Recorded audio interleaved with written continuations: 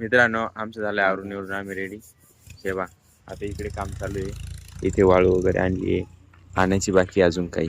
चला घेऊ आणून लगेच. 1 hour later.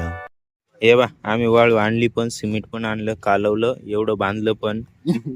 हे बा हे कारागीर आले आपले घरचेच कारागीर आहे का हो, हाताले डायरेक्ट प्लास्टर करून आले तुम्ही. कारागीर आता एक हातानेच काम करता कारागीर. एक हाताने काम करतो. बरोबर. कारागीर कुठे मिळणार आहे?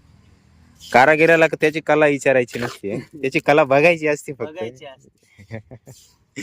हा आणि काय ते विटा आणून द्यायला मी इकडे ये बा मागे नाही पाणी आणून देऊ राहिलो यांना, लागलं तसं. वाळू बिळू संपली आता तिकडे ये बा, झालंय काम पूर्ण होत आलंय. चेंबरचं थोडं राहिलंय, तेवढा लवकरच आवरून घेऊ.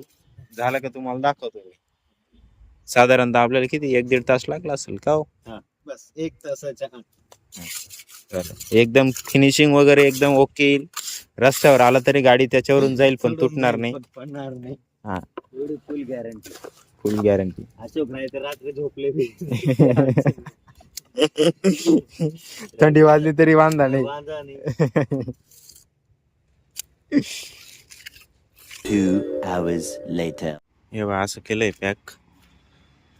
संध्याकाळ झाली आता, ते गेलेत मामान ते निघून, कारण मोबाईल चार्जिंग कमी राहिलेत. त्यामुळे मग एवढंच शूट करून आणि बाकी आता नंतर करतोय.